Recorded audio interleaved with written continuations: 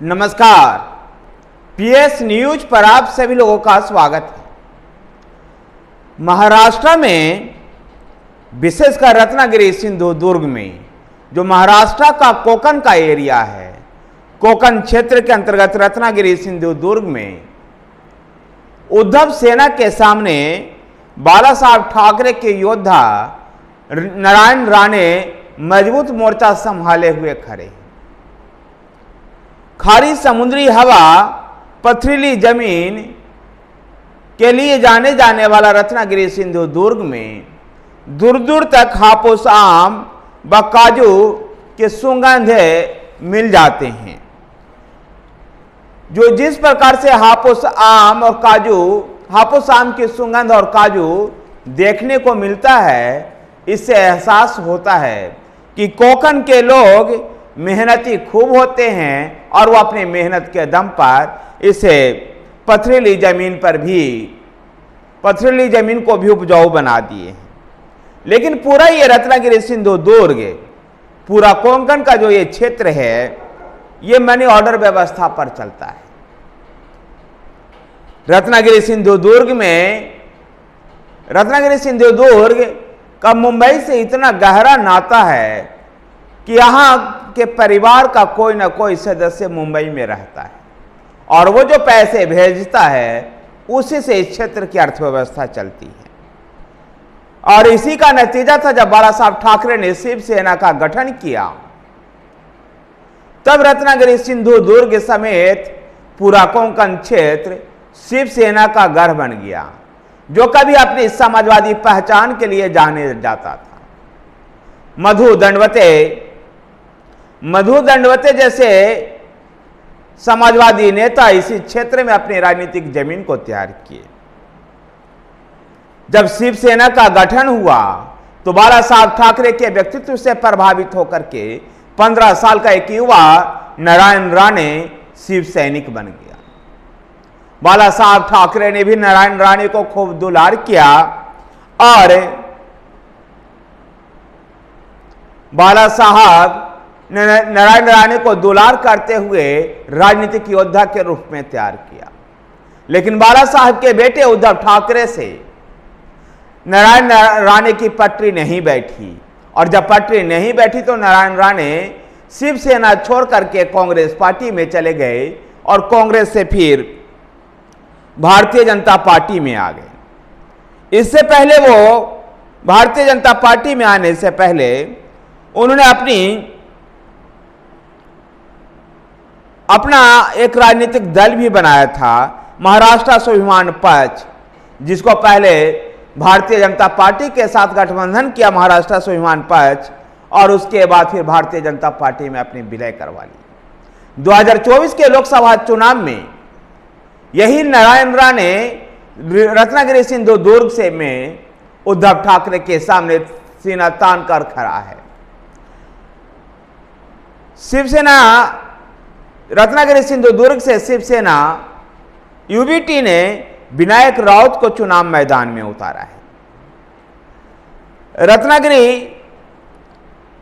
रत्नागिरी सिंधुदुर्ग लोकसभा क्षेत्र जो है कोकण के 2 जिलों से मिलकर के बना है। इसमें रत्नागिरी जिले के चिपलून, राजपुरा और रत्नागिरी, ये 3 विधानसभा क्षेत्र इस लोकसभा क्षेत्र का हिस्सा है। तो सिंधुदुर्ग के कनकवली, कुडाल और सावंतबाड़ी, रत्नागिरी के 3 विधानसभा क्षेत्र, रत्नागिरी जिले के 3 विधानसभा क्षेत्र और सिंधुदुर्ग के 3 विधानसभा क्षेत्र से मिलकर के ये रत्नागिरी सिंधुदुर्ग लोकसभा क्षेत्र बना है। इन 6 लोकसभा क्षेत्र की अगर बात की जाए तो राजपुरा और कुडाल में इस समय भारतीय जनता पार्टी के कब्जे में नहीं है, बल्कि विपक्षी महाविकास आघाड़ी के कब्जे में है। और इस प्रकार से देखते हैं कि कंकणावली जो विधानसभा क्षेत्र है, जो रत्नागिरी सिंधुदुर्ग लोकसभा क्षेत्र के अंतर्गत ही आती है, यहां से नारायण राणे के बेटे नीतीश राणे विधायक हैं। 2009 में नारायण राणे के एक और पुत्र नीलेश राणे भी इस क्षेत्र का प्रतिनिधित्व कर चुके हैं। ऐसे में पूरा गणित नारायण राणे के साथ है, लेकिन कुछ परेशानियां भी रही थी। 2014 ईस्वी में कांग्रेस के टिकट पर नारायण राणे चुनाव जब लड़ रहे थे तो उनको शिवसेना के वैभव नायक से हार का सामना करना पड़ा था। उसके बाद 2015 में मुंबई के बांद्रा पूरब से जब उपचुनाव हुआ तो वहां पर भी नारायण राणे कांग्रेस के टिकट पर चुनाव मैदान में थे, जहां शिवसेना के तृप्ति सावंत से हार का सामना करना पड़ा था। लेकिन नारायण राणे की इस हार में, चाहे वो वैभव नायक से हार हो या तृप्ति सावंत से, इन दोनों हार में भारतीय जनता पार्टी शिवसेना के साथ थी, अर्थात कह सकते हैं कि नारायण राणे के खिलाफ थी भारतीय जनता पार्टी।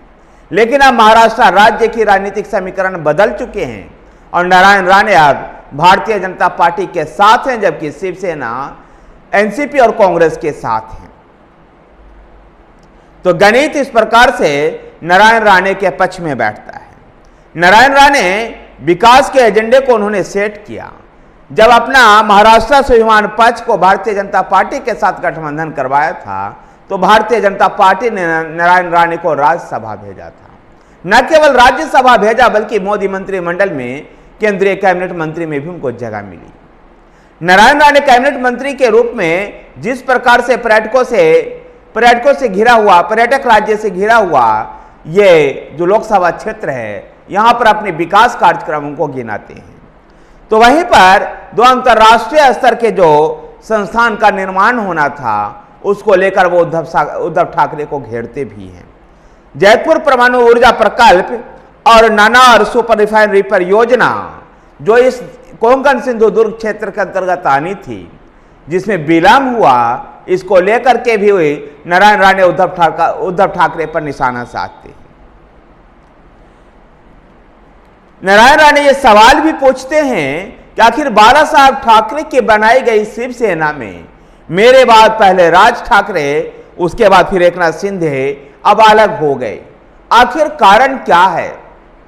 और किसी भी आधार पर बाला साहब ठाकरे से उद्धव ठाकरे की तुलना नहीं की जा सकती थी। बाला साहब ठाकरे बड़े दिल के व्यक्तित्व थे और राजनीति जम करके करते थे।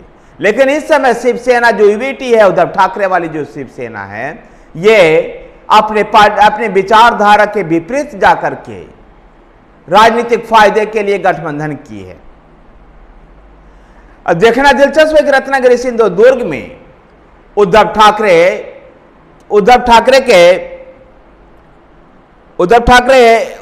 ठाकरे के सामने नारायण राणे कितना टिक पाते हैं। और नारायण राणे का इस क्षेत्र में जो मुकाबला है वो शिवसेना यूवीटी के विनायक राउत के साथ है, जबकि नारायण राणे के साथ पूरे भारतीय जनता पार्टी की टीम, जिसमें प्रधानमंत्री नरेंद्र मोदी से लेकर अमित शाह, जेपी नड्डा और राज्य के डिप्टी सीएम देवेंद्र फडणवीस हैं। तो वहीं पर राज्य के चीफ मिनिस्टर एकनाथ शिंदे भी भारतीय जनता पार्टी के वाली सीटों पर भी प्रचार कर रहे हैं। अजीत पवार भी चुनाव प्रचार में लगे हुए हैं। ऐसे में नारायण राणे की जीतने की संभावना अधिक दिखाई देती है, लेकिन यह मतदाताओं को तय करना है और देखना है कि मतदाता रत्नागिरी सिंधु दुर्ग में बाला साहब ठाकरे के इस योद्धा को सराखों पर बैठाते हैं या शिवसेना उद्धव ठाकरे के विनय राउत को चुनाव जिताते हैं। धन्यवाद साथियों, वीडियो को लाइक कीजिए, शेयर कीजिए, हमारे साथ बने रहने के लिए हमारे चैनल PS न्यूज को सब्सक्राइब कीजिए। धन्यवाद।